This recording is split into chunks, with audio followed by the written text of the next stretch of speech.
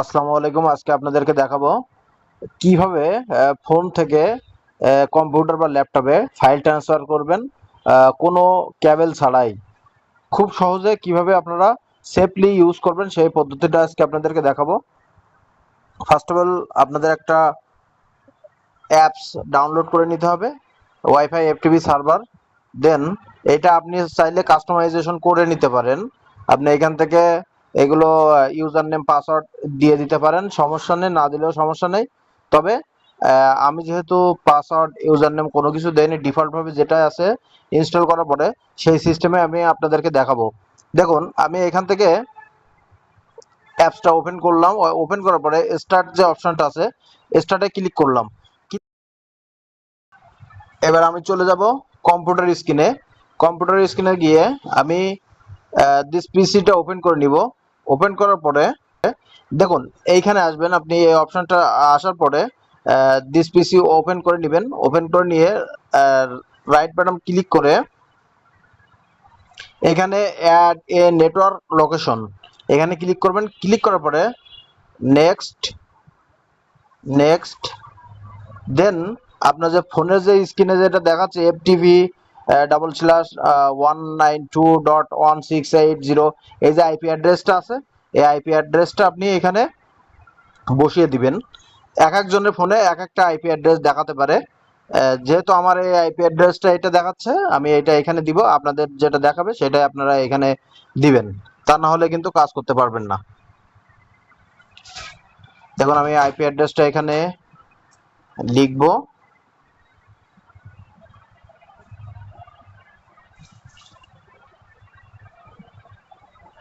.103.1.221 দেন next, তারপরে next, আবারও next, তারপর ফিনিশে ক্লিক করার পরে দেখুন আমাদের ফোনের যে স্টোরেজটা ছিল সেই স্টোরেজটা কিন্তু ওপেন হয়ে গেছে এখানে। এবার দেখুন আপনি চাইলে এখান থেকে আপনি কম্পিউটারে ট্রান্সফার করতে পারবেন, বা আপনি চাইলে কম্পিউটার থেকে কোনো ফাইল এখানে নিতে পারবেন। সে যত বড়ই ফাইল হোক না কেন আপনি চাইলে নিতে পারবেন। এক্সাম্পল আমি একটু যদি দেখাই, আমি একটা নিব।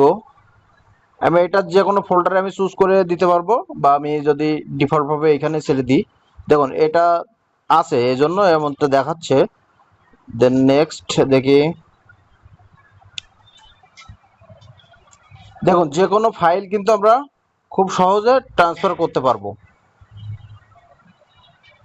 আপনারা ঠিক এই সিস্টেমে ফাইল ট্রান্সফার করতে পারবেন। দেখুন আমার কিন্তু ফাইল ট্রান্সফার হয়ে গেছে। তা আপনারা এইভাবে আপনারা ইউজ করতে পারবেন খুব সহজে, কোনো প্যারা ছাড়াই, কোনো ঝামেলা ছাড়াই।